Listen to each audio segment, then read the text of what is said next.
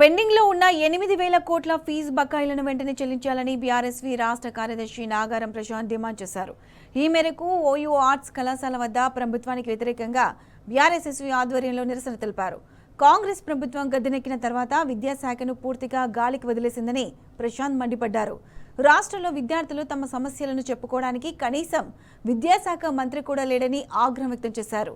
రాష్ట్రంలో ఉన్న degree, PG, engineering, professional course విద్యార్థులకు మొత్తం పెండింగ్ లో ఉన్న ఫీజు బకాయిలు వెంటనే విడుదల చేయాలని కోరారు. ఫీజు రియంబర్స్మెంట్ రాక ఎంతో మంది విద్యార్థులు డ్రాప్ అవుట్ అయ్యే పరిస్థితి నెలకొందని తెలిపారు. ఇప్పటికైనా ప్రభుత్వం ఫీజు నియంత్రణపై ఒక కమిటీ వేయాలని అన్నారు.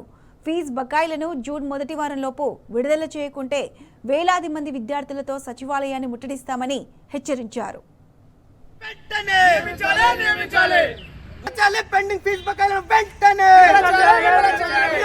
ఫీజు బకాయిలను వెంటనే నియమించాలి. ఫీజు నియంత్రణ కమిటీని వెంటనే నియమించాలి. ఫీజు నియంత్రణ కమిటీని వెంటనే నియమించాలి. ఫీజు బకాయిలను వెంటనే నియమించాలి.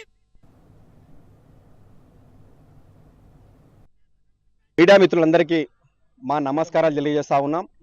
ఈరోజు కాంగ్రెస్ పార్టీ అధికారంలోకి వచ్చిన తర్వాత విద్యా వ్యవస్థను పూర్తిగా సర్వనాశనం చేసి గాలికి వదిలేస్తుంది.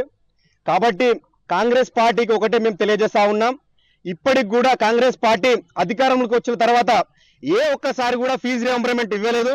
దానికి 8,000 కోట్ల పెండింగ్ బకాయిలు అయిపోయినాయి. దానివల్ల ఫీజు రియంబర్స్మెంట్ రాక ఇక్కడ విద్యార్థులను ప్రైవేట్ విద్యా సంస్థలు కానీ బాగా ఇబ్బంది పెడతా ఉన్నారు. కాబట్టి ఫీజు రియంబర్స్మెంట్ రాకపోవడం వల్ల ఎంతో మంది విద్యార్థులు డ్రాప్ అవుట్ అవుతున్నారు. దాన్ని మీరు దృష్టిలో పెట్టుకోవాలని మేము కాంగ్రెస్ ప్రభుత్వాన్ని మేము కోరుతా ఉన్నాం.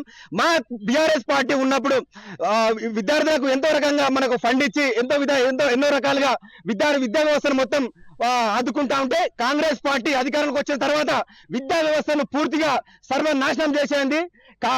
కనీసం మా విద్యార్థుల సమస్యలు చెప్పుకోవడానికి కూడా ఒక విద్యాశాఖ మంత్రి లేని ఈ కాంగ్రెస్ ప్రభుత్వంలో ఈ విద్యా వ్యవస్థను పూర్తిగా సర్వనాశనం చేయాలని రేవంత్ రెడ్డి పూనుకున్నాడు. మేము ఇక్కడి నుంచి తెలియజేస్తా ఉన్నాం, విద్యా వ్యవస్థ ఈ అకాడమిక్ ఇయర్ స్టార్ట్ అవుతోంది.